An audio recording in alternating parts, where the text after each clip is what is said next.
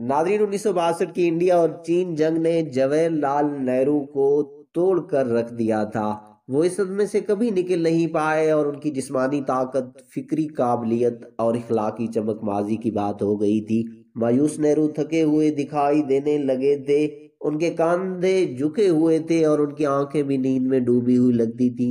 ان کی چال میں جو رفتار تھی وہ بھی مدھم پڑ گئی تھی۔ ان کے چہرے پر بہت سی جھریاں نمودار ہو گئی تھی اور ان کی چمک ہمیشہ کے لیے چلی گئی تھی۔ 8 جنوری 1964 کو جب نہرو کانگریس کے سالانہ کنونشن سے خطاب کرنے کے لیے اٹھے تو وہ اپنا توازن برقرار نہ رکھ سکے اور گر پڑے۔ سٹیج پر بیٹھی اندرا گاندھی نے دوڑ کر نہرو کو اٹھایا۔ نہرو کے جسم کے بائیں جانب فالج ہو گیا تھا۔ 27 مئی 1964 کو صبح 6:25 پر نہرو کی آنکھ کھلی۔ وہ درد میں مبتلا تھے لیکن انہوں نے نتھو کو 2 گھنٹے تک نہیں جگایا۔ جب نتھو بیدار ہوئے تو انہوں نے ایک سیکورٹی گارڈ کو اندرا گاندھی اور نہرو کے ڈاکٹر بیدی کو بلانے کے لیے بھیجا۔ جب نہرو کو فالج ہوا تھا اس کے بعد سے ڈاکٹر بیدی نہرو کی رہائش گاہ 3 مورتی بھون میں رہ رہے تھے۔ اندرا اور ڈاکٹر بیدی کمرے میں داخل ہوئے تو نہرو قدرے پریشان دکھائی دیے۔ اس کے بعد نہرو چند ہی لمحوں میں بے ہوش ہو گئے۔ ڈاکٹر بیدی نے ان کا معائنہ کیا تو پتہ چلا کہ نہرو کی بڑی شریان پھٹ گئی ہے۔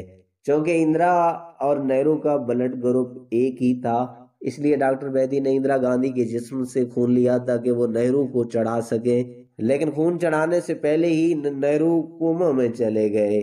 یہ سلسلہ سپیر تک ہی چلا۔ بالآخر 27 مئی 1:44 پر نہرو نے زندگی کی آخری سانس لی۔ کوما میں جانے کے بعد انہیں ہوش نہیں آیا تھا۔ نہرو کی چھوٹی بہن وجے لکشمی پنڈت ایک ہیلی کاپٹر کے ذریعے بھائی کی لاش پر پہنچی تھی۔ لکشمی اپنی سوانح عمری میں لکھتی ہیں، افسوس یہ کہ ممبئی سے دہلی کے لیے آخری فلائٹ روانہ ہو چکی تھی۔ میں نے صدر ڈاکٹر رادھا کرشنن کو فون کیا، انہوں نے میرے لیے جہاز سے دہلی آنے کا انتظام کیا۔ نہرو کی موت کے چند منٹوں بعد ان کی رہائش گاہ 3 مورتی بھون کے کمرے، راہداری اور سیڑھیاں لوگوں سے بھر چکی تھی۔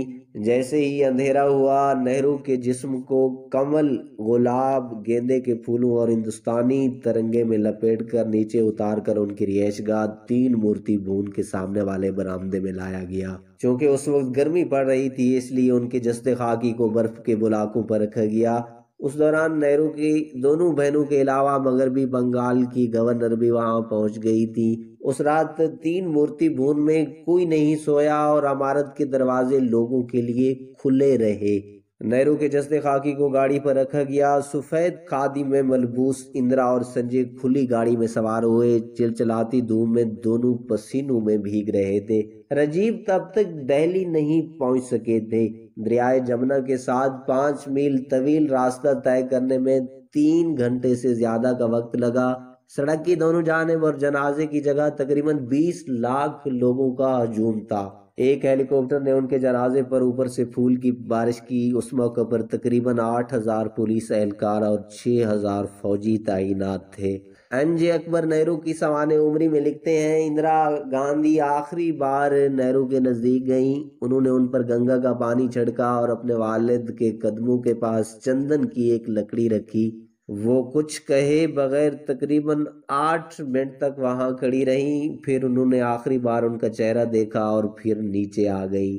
نہرو نے اپنی وصیت میں واضح طور پر لکھا تھا کہ ان کی آخری رسومات میں کسی قسم کی مذہبی رسومات ادا نہ کی جائیں، لیکن اس کے باوجود ان کی آخری رسومات ہندو طریقے سے ادا کی گئیں۔ نہرو کے جسم کو چندن کی لکڑیوں کے اوپر رکھا گیا تھا اور منتر پڑھے گئے۔ 17 سالہ سنجے گاندھی نے ان کی چتا کو آگ لگائی تھی۔ آخری رسومات کے 13 دن بعد نہرو کی راکھ کو ایک خصوصی ٹرین کے ذریعے الہ آباد لے جایا گیا تاکہ اسے دریاؤں کے سنگم تک پہنچایا جا سکے۔ عام طور پر ٹرین کے سفر میں 10 گھنٹے لگتے ہیں، لیکن یہ سفر 25 گھنٹوں میں طے ہوا۔ ٹرین ہر اس سٹیشن پر رکی جہاں ہزاروں لوگ نہرو کو آخری مرتبہ الوداع کہنے آئے تھے۔ ناظرین، یہ تاریخی سٹوری آپ نے سنی۔ اب ہماری گزارش ہے کہ اپنے ذوق و شوق کے مطابق ایک کومنٹ ضرور کیجئے گا۔